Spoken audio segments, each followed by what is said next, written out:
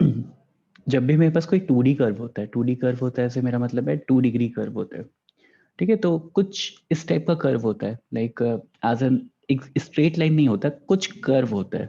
जब भी 2 dimensional curve और 2 डिग्री कर्व बनाते हो आप तो, ठीक है। अब 2D कर्व को लेट्स से मेरे पास y is equals to x square, ऐसा कोई 2D कर्व था, तो y is equals to x square is like this, everyone nose.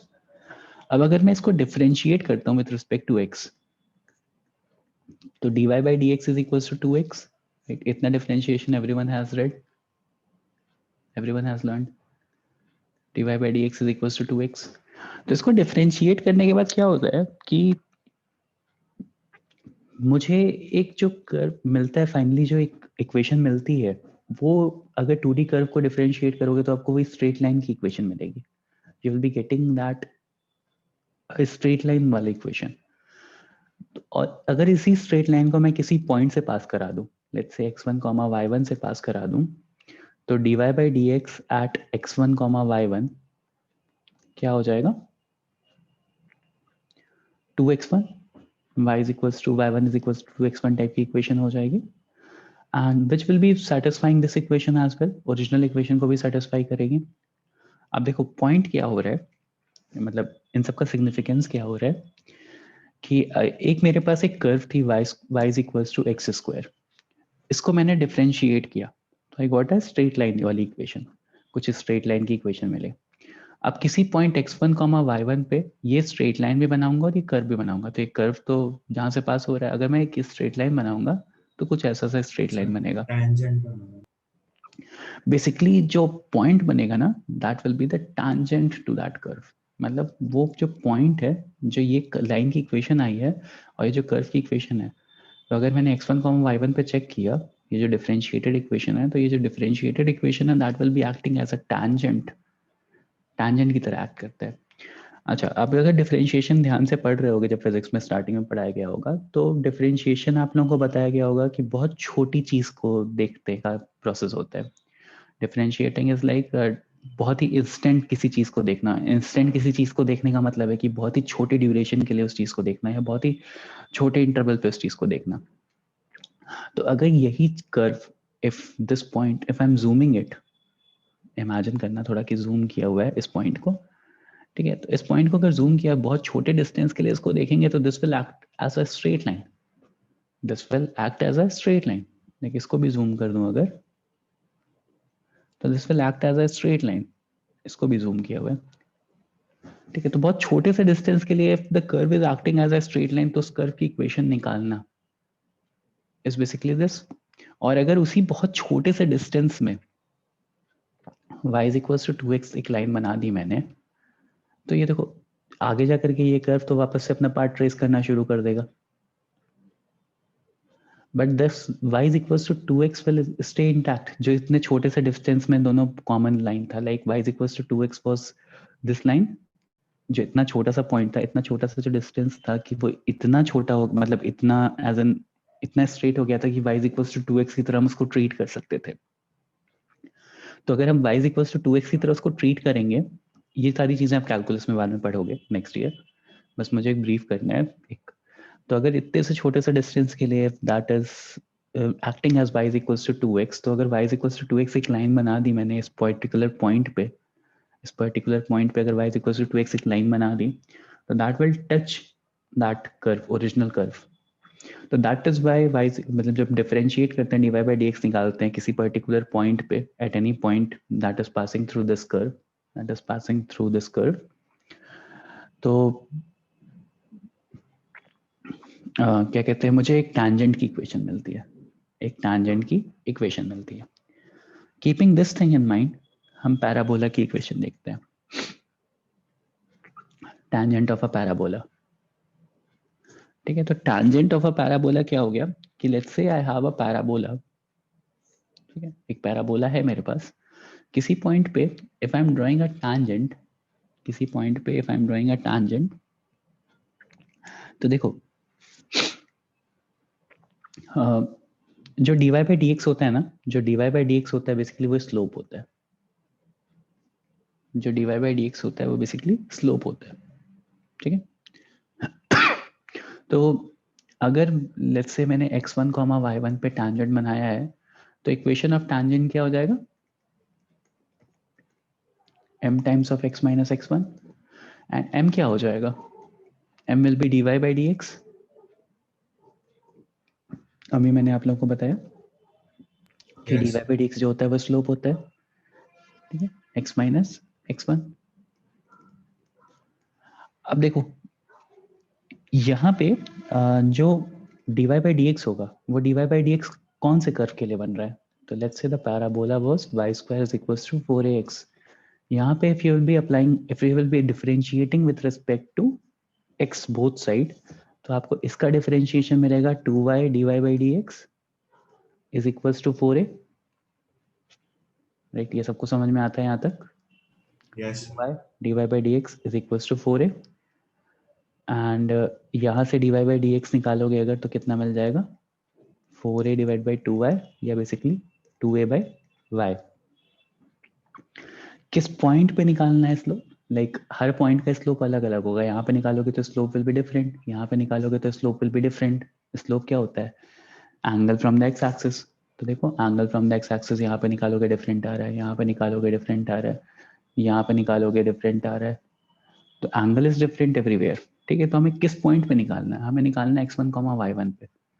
तो x1, y1 पे अगर मैं निकालूंगा तो यहाँ पे क्या, सब यही मैं बता रहा था यहाँ पे कि x1, y1 पे अगर आप निकालोगे किसी पर्टिकुलर पॉइंट पे तो क्या आएगा स्लोप। तो अगर x1, y1 पे अगर आप निकालोगे यहाँ पे तो आपको क्या स्लोप मिलेगा, 2a by y1. 2a by y1, right. तो dy by dx at x1, y1 will be equal to 2a by y1।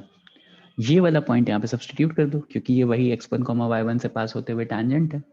तो सब्सटीट्यूट दिस हियर, तो you'll be getting, next page पे लिख रहा हूँ, y minus y1 is equals to dy upon dx, x minus x1 ये था मेरे पास, और dy बाई dx क्या था, 2a बाई y1, ठीक है। Let's substitute this here. तो अगर इसको यहाँ सब्सटीट्यूट करोगे तो will be getting y minus y1 is equals to 2a upon y1 x minus x1 and upon further simplification you will be getting y1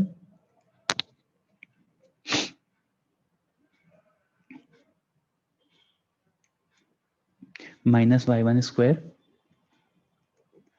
is equals to 2a x minus 2a x1।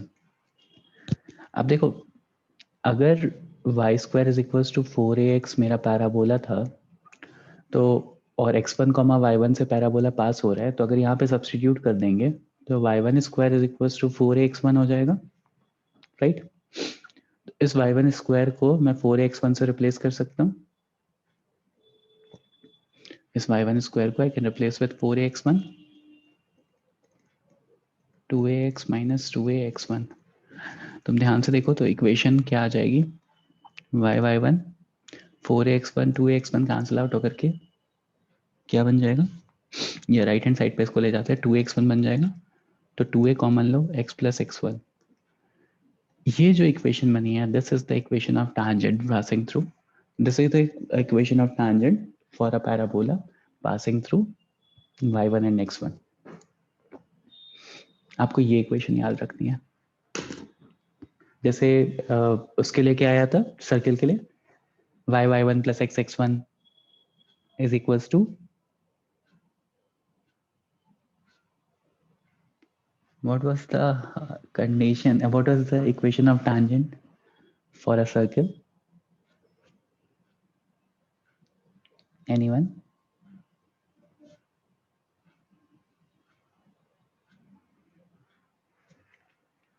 क्या था circle का tangent का equation,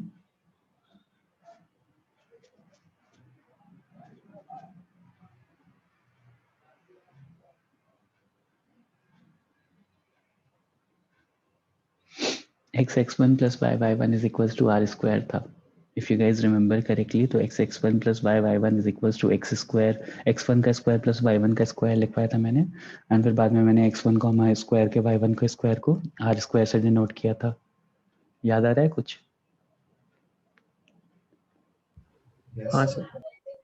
तो बस वहां पे x(x1 + y(y1) = r² था। यहाँ पे क्या है, यहाँ पे it is x5y1 = 2ax + x1, 2ax + x1। तो ये मेरा हो गया equation of tangent passing through x1, y1 for a parabola. Next is कि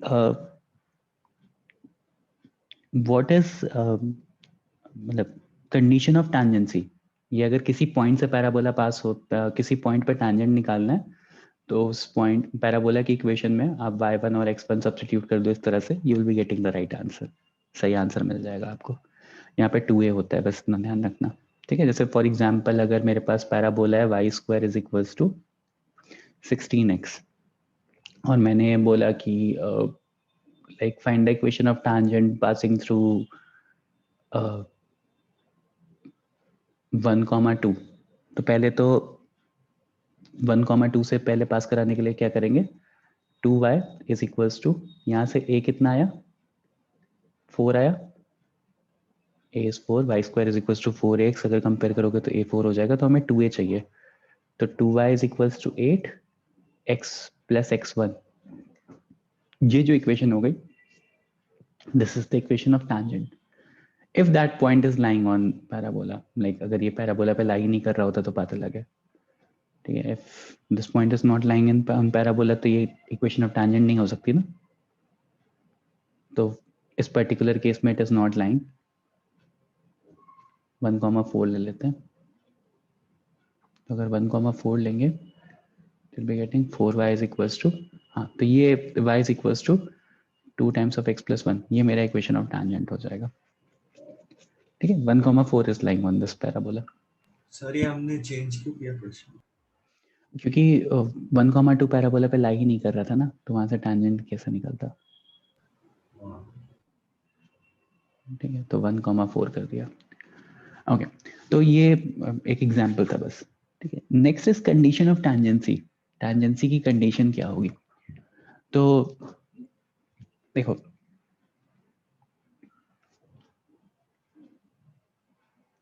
ये जो डेरिवेशन मैं कर रहा हूँ ना, इस डेरिवेशन को ध्यान में रखना, क्योंकि यही सेम चीज मैंने सर्किल में भी की थी, यहाँ पे भी करूंगा।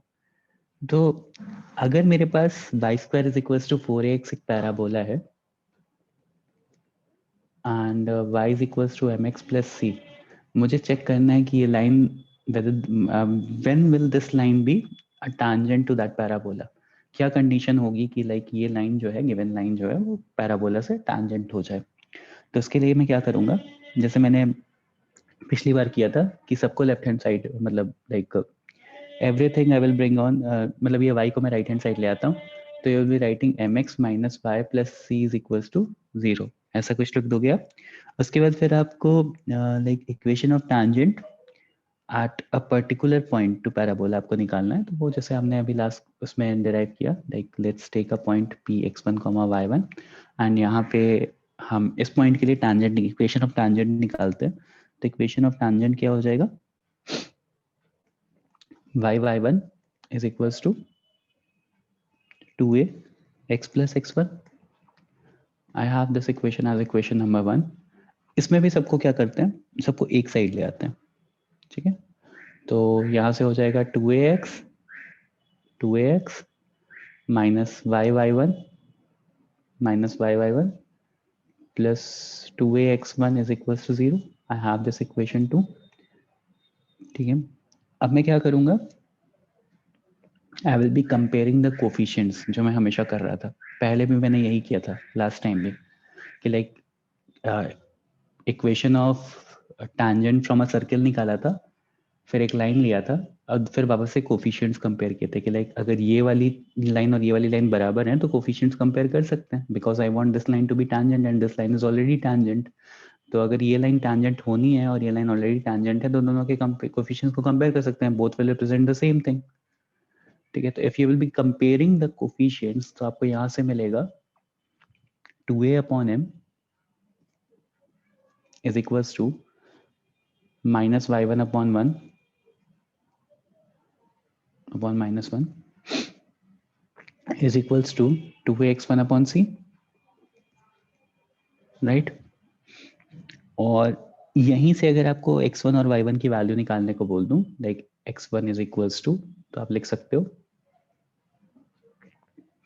मैं वापस से लिख रहा हूँ, 2a upon m is equals to minus y1 upon -1 is equals to 2a x1 upon c।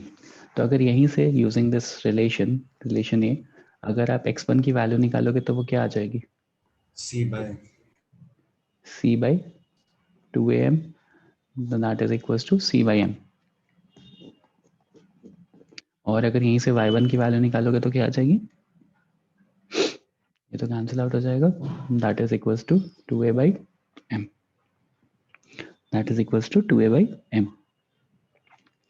अब x1 और y1 मिल गया मुझे, x1 और y1 मिल गए, और रिमेंबर पैराबोला की इक्वेशन क्या थी, तो x1 और y1 should satisfy this equation as well, right.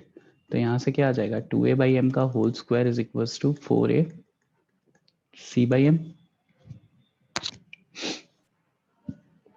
या c is equals to, upon simplification you will be getting c is equals to, यहाँ पे 4a स्क्वायर आएगा, और यहाँ से m और m कैंसिल आउट कर दोगे, m स्क्वायर आएगा, तो c is equals to a by m आ गया।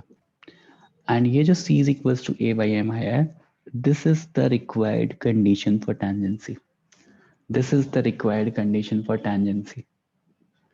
अगर ऐसा होगा, c is equals to a by m हो रहा है, if c is equals to a by m हो रहा है, तो the given point will be a tangent।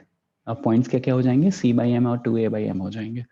if c is equals to a by m नहीं satisfy हो रहा है, तो that will not be a tangent,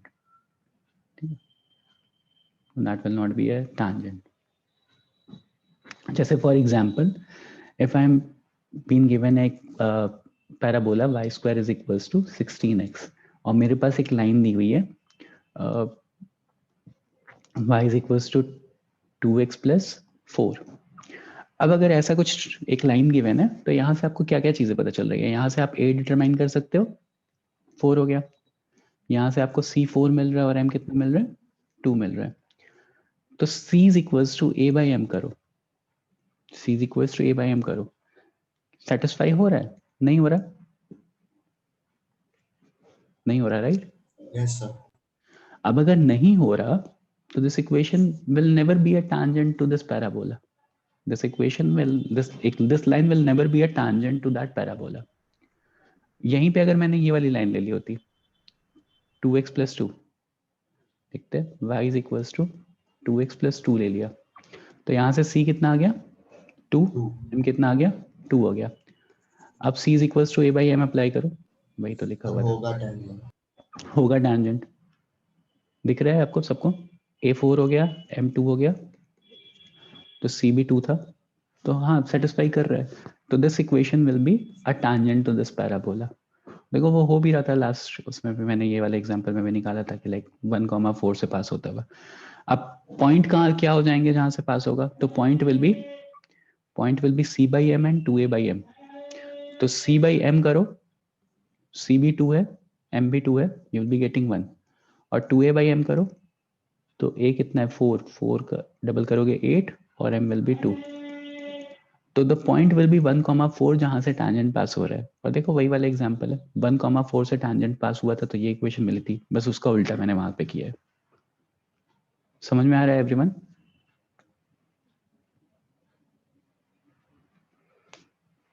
condition of tangency is c is equals to a by m, points are c by m comma 2a by m। is this clear? Yes, sir. तो equation में like equation of tangent को मैं ऐसा लिख सकता हूँ क्या,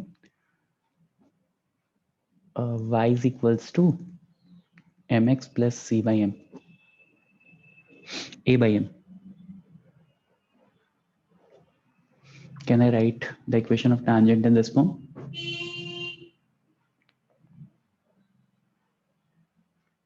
Yes or no? yes क्यों लिख सकता हूँ, मेरे को c is equals to a by m, जब ये होगा तभी ये tangent बनेगा। तो any tangent can be written in this form as well. ध्यान में रखना, इसका कोई रोल नहीं है, इसका ज़्यादा रोल है। Condition of tangency points c by m और 2a बाई एम, ध्यान में रखना ये दो पॉइंट्स। और इक्वेशन ऑफ टेंजेंट भी y1 is equals to 2ax plus x1, y1 is equals to 2ax plus x1। ठीक है, तो एक क्वेश्चन करो। Question says that find the equation of tangent to the parabola. Find the equation of tangent to the parabola y square is equals to 12x. Y square is equals to 12x from point 2 comma 5. From point 2 comma 5.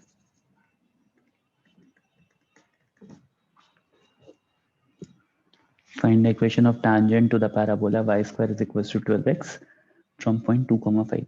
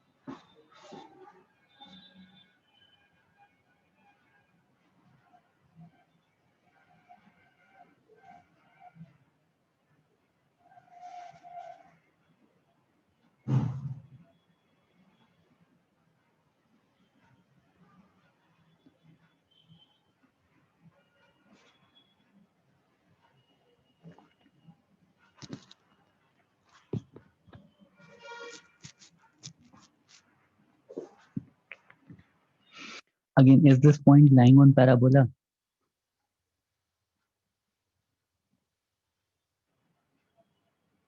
Anyone?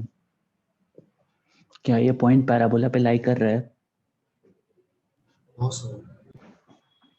If that is not lying on parabola, तो y1 is equals to 2ax plus x1 use कर सकते हैं क्या?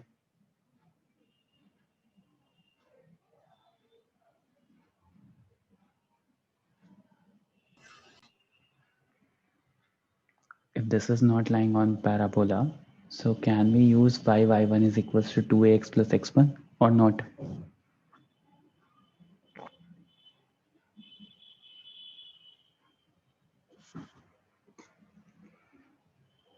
देखो,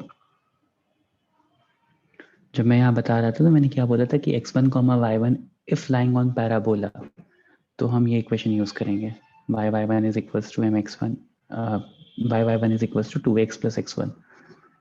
if वो point parabola पे ला ही नहीं कर रहा तो कहाँ हो गया? पैराबोला से कहीं दूर होगा, कहीं दूर होगा तो दो टैंजेंट्स बन सकते होंगे उस पे, राइट? जैसे सर्कल पे होता था। या तो फिर जीरो टैंजेंट्स बन सकते हैं। जीरो टैंजेंट्स कैसे बन सकते हैं? इफ उसके अंदर हो गया, इनसाइड दैट पैराबोला हो गया, तो फिर कितनी भी कोशिश कर लो कोई भी टैंजेंट नहीं मिलेगा आपको, कहीं ना कहीं तो कट करेगा ही। तो जीरो टैंजेंट्स भी मिल सकते हैं। ऑन पैराबोला वन टैंजेंट मिलेगा, that is y1 is equals to 2ax plus x1। और पैराबोला के बाहर अगर रहेगा तो दो मिलेंगे। तो how will we check whether this point is outside parabola और inside parabola if not on parabola? Sir, put करके देखेंगे। पुट करके देखेंगे। नहीं सर, inside outside नहीं। सही है, पुट करके देखेंगे। देखो, y square minus 12x is equals to 0. If the value is greater than 0, if the value is greater than 0, तो outside lie करेगा। If the value is less than 0 तो inside lie करेगा, इक्वल टू 0 तो on लाई करेगा। Substitute करो तो 25 minus 24 1 which is greater than 0 तो outside लाई करेगा। तो दो पैराबोला पॉसिबल है। इसी सेम टाइप का क्वेश्चन मैंने सर्कल में करवाया हुआ है, मुझे याद है। ठीक है, तब भी मैंने ये पॉइंट ब्रीफ किया था। तो अब दो टैंजेंट्स आएंगे, वो दोनों टैंजेंट्स कैसे निकालेंगे? एनीवन?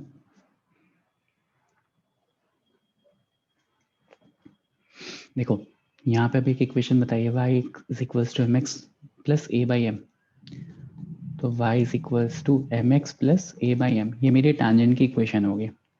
ठीक है, नाउ लेट्स सब्स्टिट्यूट। ए आपको पता है यहाँ से A3 है, ठीक है, A3 है, A3 सब्स्टिट्यूट करेंगे और m और वो y और x सब्स्टिट्यूट करेंगे तो आपको m में क्वाड्रेटिक मिलेगी। एंड जब आपको m में क्वाड्रेटिक मिलेगी तो आप क्या करोगे, m की दो वैल्यूज निकाल दोगे। And once you have both the values of m, तो ये जो गिवन इक्वेशन है y is equals to mx plus a by m, that will be the tangent.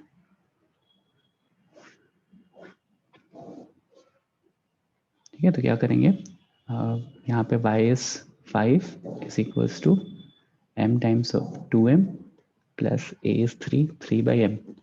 इस क्वाड्रेटिक को सॉल्व करो and get the values of m की values बताओ क्या क्या आ रही हैं। And once you have both the values, substituted this in equation A, you will be getting both the equations. A यहाँ पे 3 है, तो x और y ऐसे ही रहने देना, you will be getting the equation. Let me know both the values of m.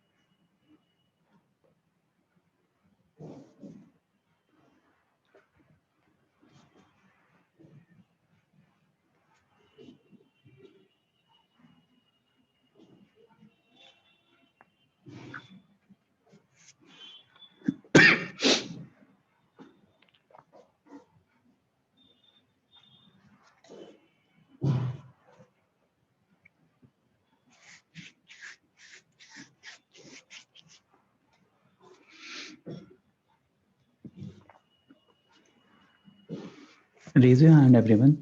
Raise hand का option आ रहा है. No one will lower down their hands.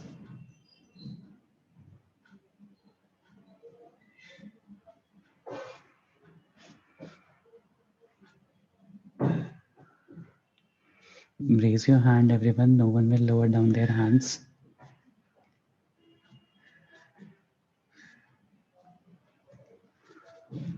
No one will lower down their hands. Okay.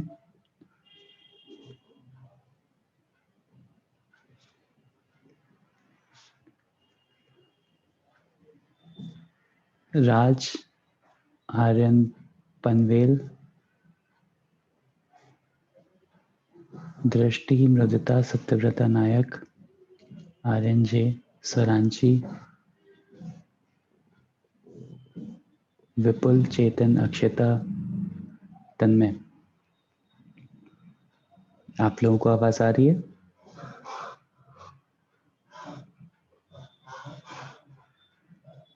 दृष्टि, मृदुता, सत्यव्रता, आर्यन जे, स्वरांची, विपुल, चेतन, अक्षता, तन्मय। Am I audible?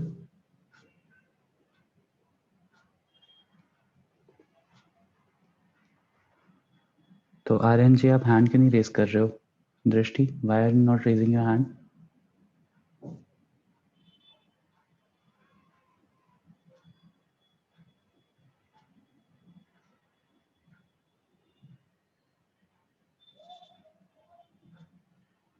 Okay, दृष्टि।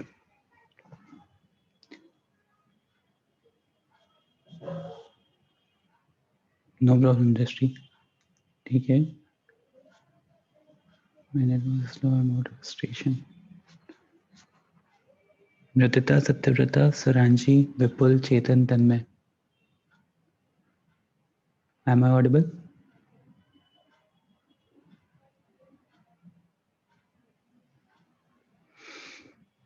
Okay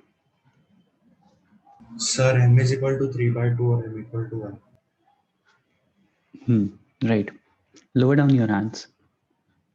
m is equals to 3/2 और m is equals to 1, दो answers आए थे. सही था तुम बोली. ठीक है.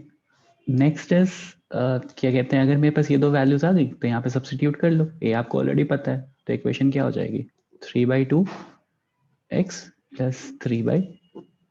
क्या हो गया, 3/2. तो basically y is equals to 3x plus 2. एक ये हो गई, और एक बार m की वैल्यू 1 सब्स्टिट्यूट कर लेना तो रिलेशन मिल जाएगा. तो that is y is equals to x plus.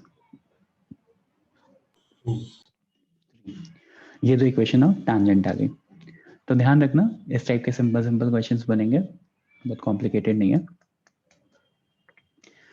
Okay, the point is कि why I'm asking everyone to raise their hand is just to see that whether आपके net issues चल रहे हैं या नहीं, आप attentively सुन रहे हो या नहीं. If 20+ students are listening properly out of 28-29 students, so at least 10 common yes or no तो आने चाहिए ना. Like मान के चल रहा हूँ कि like everyone is not responsive.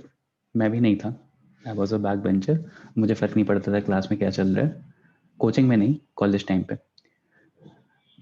But at least 10 students का क्यूमुलेटिव रिस्पॉन्स तो आना चाहिए. But all I get is 2 or 3 students from this batch जो रिस्पॉन्स करते हैं. थोड़ा अगर आप खुद देखना, अगर थोड़ा सा अपना रिस्पॉन्स करना बढ़ाओगे and if you will be in the eye of the teacher, तो ऑटोमेटिकली आपका उस क्लास में इंटरेस्ट बन जाएगा. दिस इज लाइक कॉलेज में आप कुछ भी करो, कोई फर्क नहीं पड़ता. There is no one to check you कि आप कर रहे हो कि नहीं कर रहे हो. But to reach at that stage जहाँ पे फर्क ना पड़े, you will have to be attentive, थोड़ा सा ज़्यादा. स्कूल के एग्जाम्स भी देने हैं, पास तो होना ही है. मैं मान रहा हूँ कि the topics will be taught to you again, but अगर यहीं पे ध्यान से सुन लोगे तो शायद वहाँ ज़्यादा समझ में आएगा. या शायद अब अभी से, मतलब आपके सिलेबस में जितना है, शायद अब अभी से आप चाहो तो मॉड्यूल्स भी लगाना स्टार्ट कर सकते हो लेवल 1. जो भी प्रोसेस में समझा रहा हूँ, जितनी भी चीज़ें मैं बता रहा हूँ, and you will feel it. आप नहीं बिलीव हो रहा है तो आप तंबोली से पूछ लो कि लाइक जितना मैं बता रहा हूँ यहाँ पे, अगर आप चाहोगे तो यू विल बी स्टार्ट, मतलब आर्यन तंबोली, आप स्टार्ट कर सकते हो मॉड्यूल्स लगाना अगर आपके पास फ्री टाइम हो रहा है तो. That is up to you. But remember this thing, like to reach, once you reach there nothing else matters, but to reach there you have to be attentive थोड़ा सा ज़्यादा.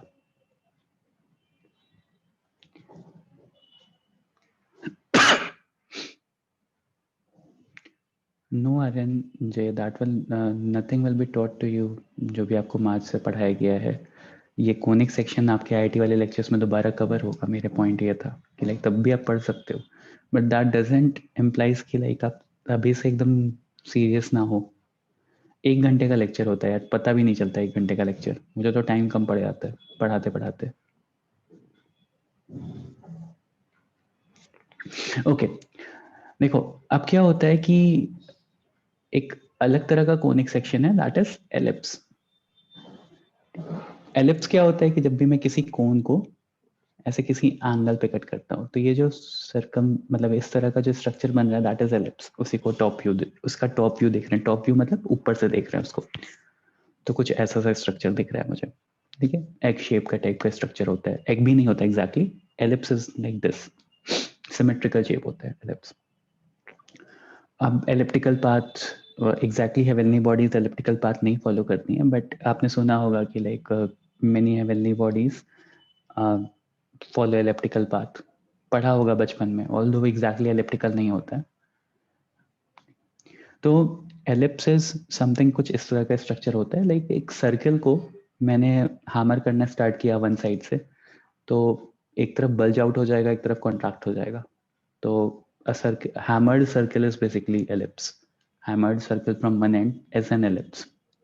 ठीक है, तो फिगर सबको समझ में आ रहा होगा. अब मैथमेटिकल डेफिनेशन क्या होती है? मैथमेटिकल डेफिनेशन है कि अगर मैंने कोई दो फिक्स पॉइंट ले लिया, एनी टू फिक्स पॉइंट्स, ठीक है, और इन फिक्स पॉइंट से मैंने वो पॉइंट लिया, if I am taking a point, collection of points जिनका सम कांस्टेंट हो, the distance of that point from those fixed points, the sum of the distance of that point from the fixed points is constant.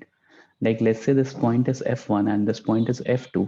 तो जब इनका some distance का some constant हो, like pf1 plus pf2, if that is a constant, तो जो part trace होता है, जो कर्व ट्रेस होता है, उसको हम एलिप्स बोलते हैं। तो ऐसे बहुत सारे पॉइंट्स होंगे जहाँ पे the distance will be constant, जहाँ पे the distance will be constant.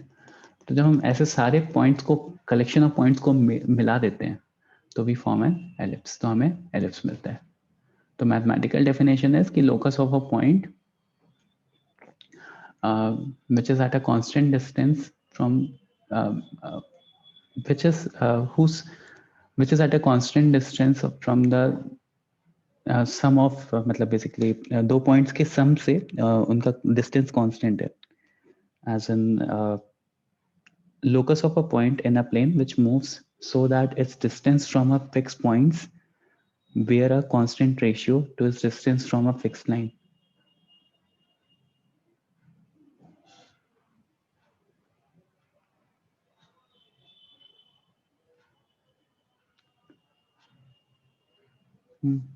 ये गलत दिया हुआ है, बुक में डेफिनेशन गलत दिया आपके। ठीक है, जो मैंने बोला है बस वही से डेफिनेशन है कि लाइक किसी भी फिक्स पॉइंट का किसी भी फिक्स पॉइंट्स, दो फिक्स पॉइंट से जो सम ऑफ डिस्टेंस है, कलेक्शन ऑफ ऑल दोस, मतलब वो कांस्टेंट हो, तो ऐसे सारे कलेक्शन ऑफ पॉइंट्स को हम एलिप्स बोलते हैं। आपके बुक में डेफिनेशन गलत दी हुई है।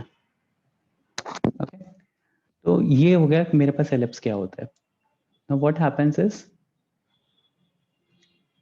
नहीं एलिप्स के दो सेंटर नहीं होते आयुष। अब ये मेरे पास दो फिक्स पॉइंट हो गए, ठीक है। अब बेसिकली इन दो फिक्स पॉइंट्स को, देखिए यहाँ से एक फिक्स पॉइंट होगा, यहाँ से एक फिक्स पॉइंट होगा, तो इन दो फिक्स पॉइंट्स को हम बोलते हैं फोकस। तो ellipse has two focus, ellipse के दो फोकस होते हैं, और वो थोड़ा एविडेंट भी हो रहा है, लाइक इसको एक अलग लेंस की तरह सोचो, इसको एक अलग लेंस की तरह सोचो, तो इस वाले साइड का फोकस इज हियर, इस वाले साइड का फोकस इज हियर, तो वो थोड़ा एविडेंट टाइप का भी हो रहा है कि लाइक दो तरह के कर्व्स मिल रहे हैं, तो दोनों का फोकस अलग अलग होगा ना। फोकस क्या होता है कि लाइक किसी भी पॉइंट से अगर परपेंडिकुलर डिस्टेंस बनाएंगे, परपेंडिकुलर ड्रॉप करेंगे, that will pass through that point, उसी को फोकस बोलते हैं। ये आप लोगों ने लेंस में पढ़ा हुआ है। तो वो चीज थोड़ी एविडेंट भी हो रही है कि एक इस तरह का स्ट्रक्चर है, एक इस तरह का स्ट्रक्चर है, तो फोकस दोनों के डिफरेंट डिफरेंट होंगे, दो पॉइंट्स होंगे बेसिकली। ओके, ये हो गया मेरे पास। अब इसमें दो तरह की एक्सिस होती है। The axis that passes through focuses both the foci is major axis, जो दोनों फोकस से पास हो रहा होता है उसको मेजर एक्सिस बोलते हैं, and the axis perpendicular to focus is minor axis. और जहां पे दोनों major axis and minor axis meet कर रहे होते हैं, इसको हम बोलते हैं सेंटर, इसको हम बोलते हैं सेंटर। यूजुअली सेंटर हम ओरिजिन पे लेते हैं, लेकिन अगर सेंटर शिफ्ट हो जाता है तो भी हमें इक्वेशंस निकालने का आइडिया पता है, बताऊंगा भी मैं, ठीक है। तो जहां पे माइनर एक्सिस और मेजर एक्सिस मिलते हैं उसको हम सेंटर बोलते हैं। That centre is 0,0 in this case, and दो फोकस होते हैं। अब जो फोकस के कोऑर्डिनेट्स होते हैं ना, लाइक दिस डिस्टेंस, इस डिस्टेंस को हम छोटे सी से डिनोट करते हैं, स्मॉल सी, स्मॉल सी। तो बेसिकली फोकस के कोऑर्डिनेट्स क्या हो जाएंगे, -c,0 एंड c,0, राइट। एक कोऑर्डिनेट हो जाएगा -c,0 एंड एक विल बी c,0। नेक्स्ट, अगर मैंने देखा कि तो मेजर एक्सिस पे जहां पे एलिप्स कट कर रहा होता है मेजर एक्सिस को, इन पॉइंट को हम बोलते हैं वर्टेक्स या वर्टिसेस, क्योंकि दो वर्टेक्स हैं इसलिए वर्टिसेस, प्लूरल फॉर्म भी, ठीक है। अब फोकस तक के डिस्टेंस को तो c लिया था, और वर्टेक्स तक के डिस्टेंस को a से डिनोट करते हैं, ठीक है, स्मॉल a से डिनोट करते हैं। तो बेसिकली वर्टेक्स के कोऑर्डिनेट्स क्या हो जाएंगे, minus A comma zero and A comma zero, minus A comma zero and A comma zero. अच्छा, अब अगर यहीं पे मैंने देखो फोकस के कोऑर्डिनेट्स क्या हो गए या फोकाई के कोऑर्डिनेट क्या हो गए, plus minus C comma zero. Vertices के कोऑर्डिनेट्स क्या हो गए, प्लस माइनस ए कॉमा जीरो। ठीक है, लेंथ ऑफ मेजर एक्सिस पूछ लिया अगर मैंने, तो लेंथ ऑफ मेजर एक्सिस क्या हो जाएगी, length of major axis will be equal to vertex to vertex का distance which is equals to 2a। Length of minor axis, अब जैसे देखो, जैसे यहाँ से ये वाला जो वर्टेक्स था, ऐसे सेंटर के डिस्टेंस को मैंने a से डिनोट किया था, वैसे ही जो छोटा वर्टेक्स होता है, छोटा वर्टेक्स मतलब जो माइनर एक्सिस पे आता है, इसको वर्टेक्स बोलते नहीं है बेसिकली, तो यहाँ से सेंटर तक के डिस्टेंस को हम b से डिनोट करते हैं, स्मॉल b से डिनोट करते हैं। ठीक है, तो length of minor axis will B 2b, क्योंकि पूरा माइनर एक्सिस यहाँ से लेकर के यहाँ तक होगा, सिमेट्रिकल है, तो यहाँ से अगर b है तो यहाँ से भी b होगा, तो that distance is length of minor axis is 2b, length of major axis is 2a। अच्छा, अभी मैंने एक और पॉइंट बताया जब I was telling this ellipse, क्या बताया कि pf1 प्लस pf2 जो होता है वो एक कांस्टेंट होता है, like this is always constant. ठीक है, तभी एलिप्स बनता है। तो let's take a point px, y, ये कांस्टेंट है। अब अगर ध्यान से देखो तो p can be any point on this ellipse, right? P can be any point on that ellipse because वही ellipse है, like all the points, collection of all the points जो जिनका sum of distances from both the foci is constant. So let's take p at vertex. Let's take p at vertex. At vertex p ले लिया, तो p के coordinates क्या हो गए, minus ए comma zero या ए कॉमा जीरो, कोई भी वर्टेक्स ले लो। ठीक है, अब ध्यान से देखो तो pf1 कितना हो जाएगा, what is pf1, what will be the distance pf1 equal to,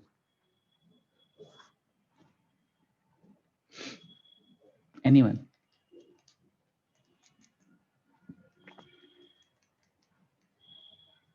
अगर ये छोटा सा डिस्टेंस मुझे निकालना है pf1, तो वो कितना होगा,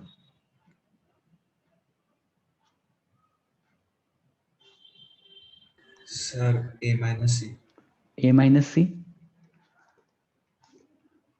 प्लस pf2, लाइक यहां से यहां तक का डिस्टेंस कितना हो जाएगा,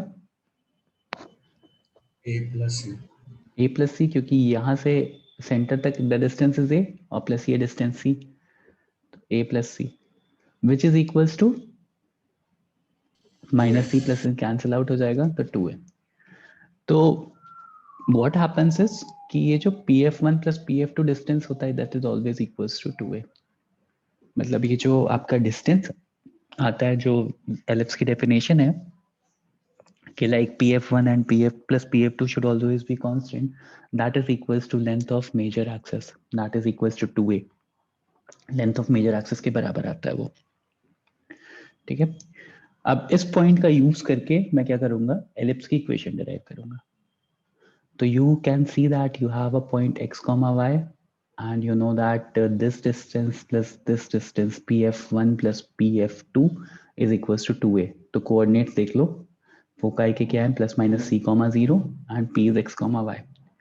तो इफ ऐसा सिचुएशन है that I have an ellipse जिसके दो फोकाई हैं f1 और f2, c comma zero and minus C comma zero, ठीक है, and I have another point p x comma y। तो अगर मैं डिस्टेंस फॉर्मूला यूज करूंगा तो you know that and also you have a relation pf1 plus pf2 is equals to 2a, ये आपको पता है। तो यूजिंग दिस रिलेशन क्या हो जाएगा, pf1 will be x plus c का whole square plus Y square root में, ठीक है, plus root of x minus c का whole square distance formula plus y का square is equals to 2a। Let's take this to right hand side and square both sides. तो x plus c का whole square plus Y square is equals to x minus c का whole square, right hand side ले जाके square कर रहा हूँ, 4a square plus x minus c का whole square plus Y square minus 4a root of x minus c का whole square plus Y square. ठीक है, ध्यान से देखो तो ये वाई स्क्वायर कैंसिल आउट हो जाएगा and upon simplification you will be getting जो आपको इक्वेशन मिलेगी, ध्यान से देखना,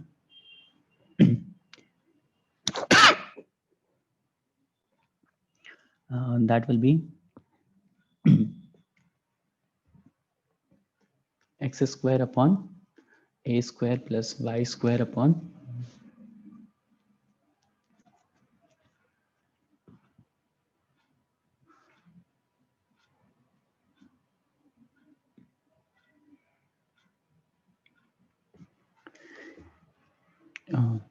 y square upon a square minus c square is equals to 1। ठीक है, ऐसी इक्वेशन मिलेगी एंड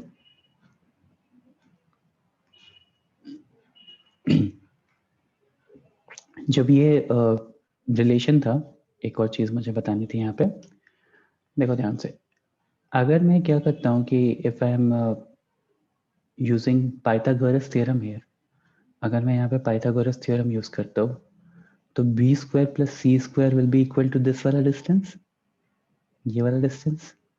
ठीक है, and similarly B square plus C square also will be equal to this वाला डिस्टेंस। ओके, पाइथागोरस थ्योरम यहाँ पे अप्लाई कर रहा हूँ, तो बी स्क्वायर सर कौन सा डिस्टेंस? ये यहाँ पे ये सी स्क्वायर है और ये बी स्क्वायर है, पाइथागोरस। हाँ ठीक है, तो ये वाला पॉइंट मिल जाएगा। ठीक है, तो बेसिकली देखो मैं क्या कर रहा हूँ, P F one plus P F two कर रहा हूँ, तो P F one plus P F two will be equal to 2a, right. देखो यहाँ पे अगर the p is on this vertex तो p के कोऑर्डिनेट्स क्या हो जाएंगे ये बताओ, 0, b। यस। अब यहाँ पे अगर डिस्टेंस फॉर्मूला अप्लाई करोगे तो डिस्टेंस फॉर्मूला अप्लाई करोगे तो क्या हो जाएगा, सी का स्क्वायर प्लस बी का स्क्वायर इज इक्वल्स टू ये x वाला square, let's say this distance is x, x का स्क्वायर। सिमिलरली इस साइड से भी लोगे अगर तो रूट ऑफ सी का स्क्वायर प्लस बी का square will be equal to x square. ठीक है, ये will be equal to X. ठीक है, इस डिस्टेंस को x बोल दिया तो will be equal to x। ना अगर मैं इसका ट्वाइस कर रहा हूँ तो twice of root of C square plus B square will be equal to 2a, right. देखो यहाँ से भी x आ रहा है और यहाँ से भी x आ रहा है and P F one plus P F two is equal to 2a, तो दोनों डिस्टेंस को ऐड किया है तो दोनों डिस्टेंस कितना है, x plus X which is equal to root of C square plus B square, तो x plus X is 2x, तो twice of root of C square plus B square is equal to 2a। यहाँ से 2 से 2 cancel out कर दो तो you will be getting the relation that c square plus B square is equals to a square, या basically b square is equals to a square minus C square. तो ये जो रिलेशन होता है c square plus B square is equals to a square, ये आपको known होता है for any ellipse. C square plus B square is equals to a square, ये आपको नोन होता है फॉर एनी एलिप्स। सर मतलब x a है ना? हाँ, x इज a, वो मैंने प्रूव किया, इसी रिलेशन को यूज किया, P F one plus P F two is equals to 2a, use the same relation, you will be getting the same result. तो यहाँ पे क्या हुआ, ये जो A square minus C square आया है इसको मैंने रिप्लेस कर दिया b से, तो इक्वेशन ऑफ एलिप्स जो आएगी that will be X square upon A square plus Y square upon सर बी हम स्क्वायर। सिमेट्री से भी बोल सकते हैं ना सीधा कि दोनों सेम होंगे। सिमेट्री से ही तो बताया कि दोनों सेम होंगे। हाँ सर, हम जो पाइथागोरस कैसे बोला? ये देखो, ये वाला डिस्टेंस इज सी, ये वाला डिस्टेंस इज बी, तो ये वाला distance is root of C square plus B square, right. Similarly ये वाला डिस्टेंस भी root of C square plus B square है. अब इन ध्यान से देखो pf1 plus pf2 will be equal to 2a. तो यहाँ से twice of root of C square plus B square will be equal to 2a. यहाँ से twice of root of C square plus B square will be equal to 2a. से 2 cancel out कर दो तो c square plus B square is equal to a square. ये बोल रहा था मैं, स्क्वायरिंग बोथ साइड्स. तो यहाँ से फिर I am using a square minus C square as B square.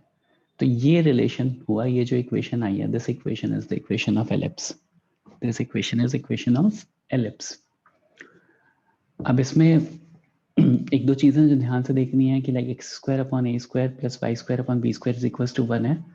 जहाँ पे ए जो है दैट इज कि वर्टेक्स मेरा या फोकस मेरा जो है वो लाई कर रहा है एक्स एक्सिस पे, इसलिए ऐसी इक्वेशन आ रही है. इफ मेरा एलिप्स ऐसा कुछ हो जाता कि मेरा फोकस जो था that is lying on y axis, that is lying on y axis, तो 0, c और 0, -c ये कोऑर्डिनेट्स हो जाते. तो वर्टेक्स भी यहाँ पे लाई कर रहा होता. तो 0, a और 0, -a ये हो जाता. तो मेरा जो इक्वेशन ऑफ एलिप्स होता that would have been y square upon a square plus x square upon b square is equals to 1. y square upon a square plus x square upon b square is equals to 1. ये equation of ellipse हो जाता. Accordingly focus vertex सब change हो जाता और बाकी सारी चीजें आप देख सकते थे. तो देखो किसी भी एलिप्स में, in any ellipse there are few things that needs to be considered. One is कि इक्वेशन, सबसे पहले तो आपको ये डिटरमाइन करना पड़ेगा कि इक्वेशन ऑफ एलिप्स कैसी है. Like general form of ellipse क्या है. दो जनरल फॉर्म है मेरे पास. एक Y square upon A square plus X square upon B square is equal to 1 जो आपकी स्क्रीन पे है, और दूसरा जो पहले पढ़ा x square upon A square.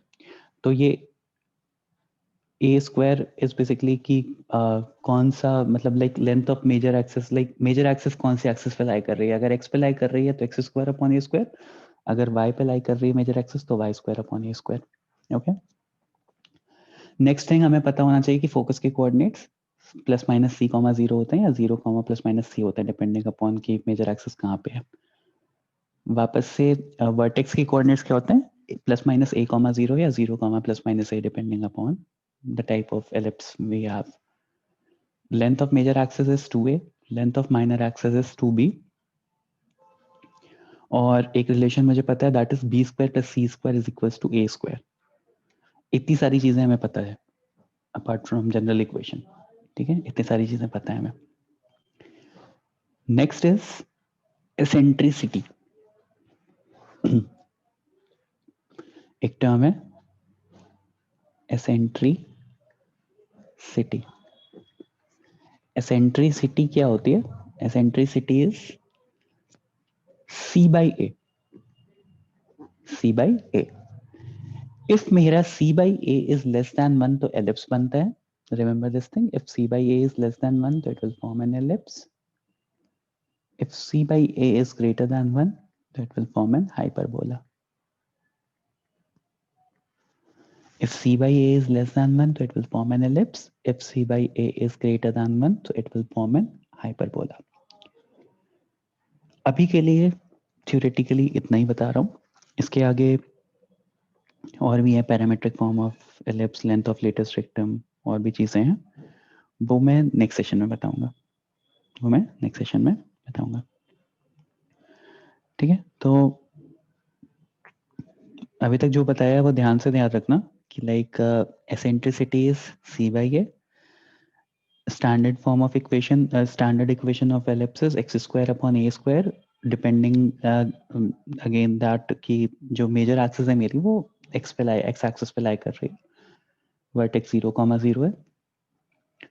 Then you have क्या कहते हैं a और b और c का रिलेशन कि a square b square plus c square is equals to a square. Then you have length of minor axis as 2b and जो भी points बताए हैं वो सारी चीजें ध्यान में रखना. ओके सर आज के प्रैक्टिस सेशन में कौन सा चैप्टर लोगे? हाँ, आज का प्रैक्टिस सेशन मेरे में इवनिंग बैच और मेडिकल बैच लिखा हुआ है, तो ना आप लोग मेडिकल बैच से हो ना आप इवनिंग बैच से हो। सर मैं evening में हूँ। अच्छा, आप इवनिंग बैच में, इवनिंग बैच से मतलब है मेरा कि लाइक गौरव गुजराती सर वाला बैच नहीं, मतलब ख्याल से इवनिंग बैच। तुम लोग के टाइम टेबल में कितना 3 to 4:30 लिखा है? सर एक मिनट देखता हूँ। हाँ चेक करो। आर्यन तंबोली, तुम्हारे बैच में तो है राइट इवनिंग बैच 3 to 4:30?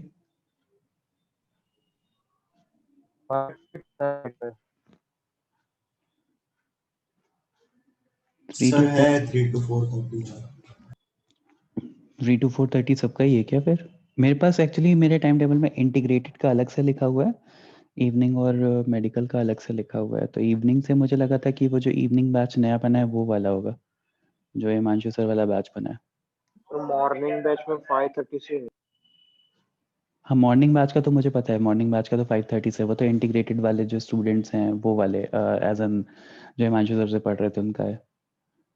सभी इंटीग्रेटेड हो, अगर इस लेक्चर में बैठे हो तो एवरीवन इज इंटीग्रेटेड। मतलब इंटीग्रेटेड से आई मीन हिमांशु सर वाला जो बैच है।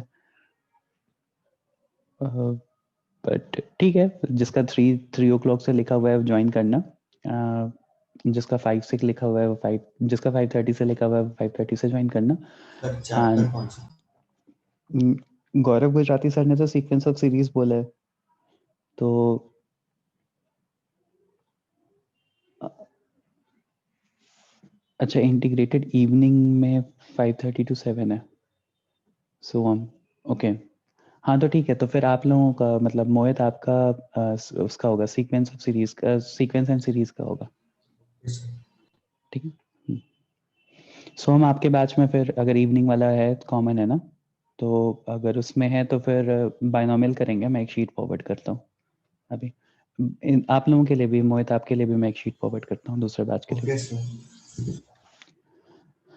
चलो इसमें जो एक्सरसाइज है 7.1, 7.1 में हर ऑल्टरनेट क्वेश्चन सॉल्व करना चाहिए। 1, 3, 5, 7 इज द वन, या अगर 2 से स्टार्ट किया तो 2, 4, 6, 8 इस तरह से। Choice is yours, odd pick करो या इवन पिक करो, ऑल्टरनेट क्वेश्चन सॉल्व होना चाहिए सारा। 20 क्वेश्चन हैं ऑल टुगेदर, तो 10 क्वेश्चन करने हैं बेसिकली। सर किसकी शीट भेजने वाला है? सीक्वेंस ऑफ सीरीज की, जो प्रैक्टिस सॉल्विंग सेशन होगा, यस सर। Practice session. ठीक है, तो 7.1 में ऑल्टरनेट करने हैं, या इवन चूज कर लो या ऑड कर लो, that is up to you.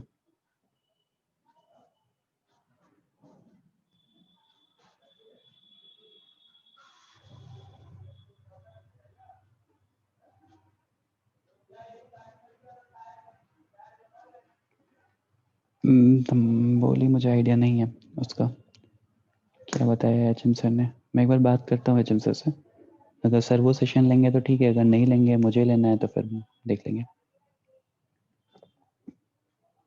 चलो थैंक यू एवरीवन।